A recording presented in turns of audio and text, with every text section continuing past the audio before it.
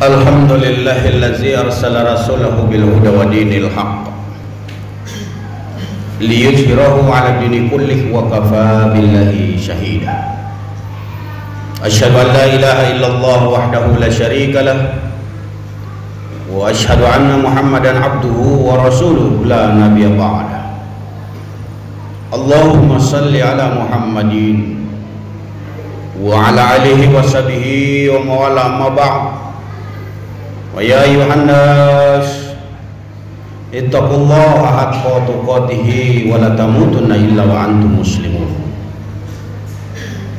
Hadirin sidang Jumat yang dimuliakan Allah Subhanahu wa taala.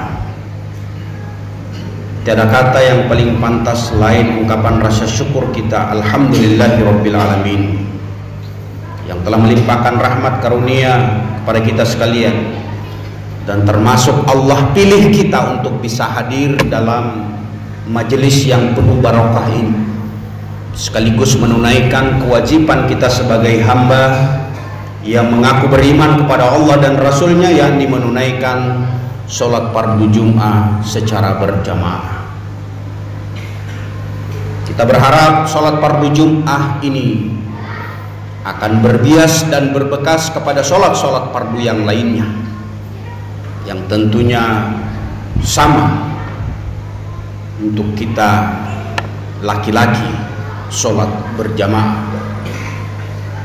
Salawat dan salam kepada Rasulullah mudah-mudahan selalu tersampaikan kepada junjungan kita Nabiullah Muhammad sallallahu alaihi wasallam. Berkat perjuangan beliau, pengorbanan beliau, mujahadah beliau, Islam sampai kepada kita sekalian. Majelis yang dimuliakan Allah Subhanahu wa taala,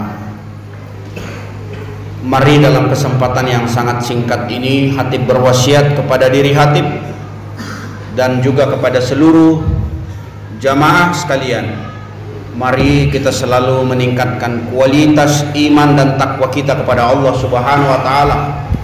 Takwa dalam artian yang sesungguhnya melaksanakan segala apa saja yang menjadi perintah-perintah Allah, yang kita ikuti pula dengan kemampuan untuk meninggalkan segala apa saja yang menjadi larangan-larangannya. Insya Allah dengan demikian mudah-mudahan Allah memasukkan kita kepada golongan orang-orang yang beruntung. Amin, amin ya rabbal alamin. Hadirin sidang Jumat yang dimuliakan Allah Subhanahu wa taala, nanti di hari kiamat manusia dikumpulkan oleh Allah semuanya tanpa terkecuali, dari manusia yang pertama yang dilahirkan oleh Allah sampai yang terakhir meninggal dunia dikumpulkan oleh Allah, yang kita kenal dengan padang mahsyar.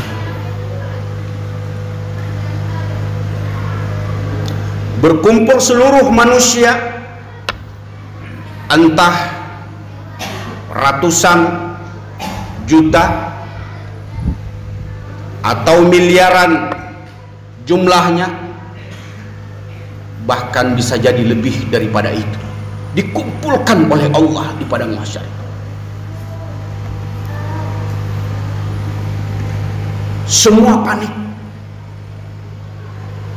takut, khawatir, sedih, keadaan yang mencekam. Pengadilan Allah ditunggu-tunggu tak kunjung tiba. Kapan pengadilan Allah akan dimulai? Di antara mereka berkata, sekiranya Allah memberikan syafaat, sekiranya Allah memberikan pertolongan kepada kita untuk diringankan dalam kondisi yang seperti ini, betapa nyamannya keadaan kita tidak seperti apa yang kita rasakan ini. Majelis yang dirahmati Allah Subhanahu wa taala, keadaan padang mahsyar ini manusia penuh dengan rasa kekhawatiran, kecemasan, ketakutan. Maka di antara mereka berkata, sekiranya, kata mereka, ada pertolongan Allah, ada syafaat Allah agar kita bisa diringankan dari keadaan yang seperti ini. Kita bisa membayangkan sudah, hadirin majelis yang dirahmati Allah Subhanahu wa taala, keadaan kita yang menanti-nanti pengadilan Allah Subhanahu wa taala. benar atau salah kalau sudah menunggu-nunggu. Pengadilan akan dimulai, jangankan di akhirat, di dunia saja. Kalau persidangan belum juga kunjung tiba, gelisah, takut, cemas, apatah lagi pengadilan Allah yang ditegakkan keadilan, yang satu pun perbuatan tidak tersembunyi, semua akan diungkap oleh Allah, dan seluruh jasad kita inilah yang bersaksi kepada Allah Subhanahu wa ta'ala. Dari kaki, tangan, mulut, mata, hidung, semua bersaksi atas pengadilan Allah Subhanahu wa ta'ala. Maka sekelompok manusia ini kepengennya mendapatkan syafaat, mendapatkan pertolongan, maka mereka menemui Nabi Adam alaihissalam. Berkatalah mereka kepada Nabi Adam, "Ya Nabi Allah, tolong sampaikan kepada Allah Subhanahu wa ta'ala agar kami diringankan dalam keadaan yang sangat-sangat menyedihkan ini, yang sangat mengkhawatirkan, yang sangat menakutkan ini. Berikan kami pertolongan." Mereka menyampaikan kepada Nabi Adam. Tapi apa jawaban Nabi Adam? Kata Nabi Adam kepada sekelompok manusia ini, "Wahai manusia, bukan tempatku untuk bertemu dengan Allah lalu memintakan syafaat kepada Allah Rabbku. Aku memang manusia pertama yang diciptakan oleh Allah, tapi aku juga melakukan kesalahan," kata Nabi Adam. Tidak banyak yang dilakukan Nabi Adam. Satu kali melakukan kesalahan ketika dia dilarang oleh Allah untuk mendekati buah hulbi. Bukan didekati tapi justru dimakan. Satu kali perbuatan dosa yang dilakukan Nabi Adam alaihissalam, malu bertemu dengan Rabbnya. Bukan tempatku, kata Nabi Adam, untuk meminta pertolongan itu. Aku malu dengan Tuhanku. Satu kali aku melakukan kesalahan. Hadirin sidang Jumat yang dirahmati Allah Subhanahu wa ta'ala. Gimana kira-kira yang kita hari ini melakukan kesalahan 1, 2, 3 bahkan tidak terhitung? Nabi Adam alaihissalam melakukan kesalahan satu saja, malu bertemu dengan Allah, sehingga dia berkata kepada manusia ini, "Bukan tempatku untuk meminta pertolongan, bukan tempatku, malu aku dengan Rabbku." Nabi Adam begitu melakukan kesalahan, dia bertobat kepada Allah Subhanahu wa ta'ala, yang diabadikan dalam Al-Quran. Sering kita baca doanya, "Rabbana dallamna anfusana wa illam taghfir lana wa tarhamna lanakunanna minal khasirin." Doa ini familiar sebagai bentuk kesalahan Nabi Adam. Dia zalim, dia aniaya terhadap dirinya, lalu berampun kepada Allah Subhanahu wa ta'ala. Kita yang hari ini hadirin sidang Jumat yang dirahmati Allah Subhanahu wa ta'ala, boleh jadi lebih dari satu kesalahan kita. Agar kita tidak malu bertemu dengan Rabb lalu kita minta pertolongan, maka apa yang diajarkan Nabi Adam, bermohon ampunlah kita kepada Allah Subhanahu wa ta'ala agar kita tidak malu bertemu dengan Rabb nanti di padang mahsyar. Kata Nabi Adam, "Karena bukan tempatku untuk memberikan pertolongan, kalian temuilah Nabi Nuh alaihissalam." Nabi Adam mengarahkan sekelompok manusia ini kepada Nabi Nuh alaihissalam. Dia yang bisa membantu. Lalu sekelompok manusia ini bertemulah dengan Nabi Nuh alaihissalam, disampaikan hal yang sama. Tapi apa jawabannya hadirin sidang Jumat yang dirahmati Allah Subhanahu wa ta'ala? Sama jawabannya seperti Nabi Adam. Aku memang manusia yang diangkat sebagai Nabi dan Rasul, tapi aku malu bertemu dengan Rabbku. Malu aku bertemu dengan Tuhanku. Aku yang banyak salah, aku yang banyak dosa. Memang usiaku panjang 950 tahun. Aku sudah berdakwah, mengajak untuk jalan kebaikan, tapi apa? Hanya 9 orang yang mengikuti aku. Malu aku dengan Rabbku. Bagaimana aku minta syafaat, bagaimana aku minta tolong untuk memudahkan keadaan ini? Malu, kata Nabi Nuh. Belum lagi anakku satu membangkang atas perintah-perintah Allah, risalah yang aku sampaikan kepada manusia lain, anakku juga tidak mengikuti. Malu aku bertemu dengan Rabb. Majelis yang dirahmati Allah Subhanahu wa taala. Nabi Nuh anaknya satu membangkang, malu bertemu dengan Tuhannya. Bagaimana kita hari ini yang anak boleh jadi lebih dari satu?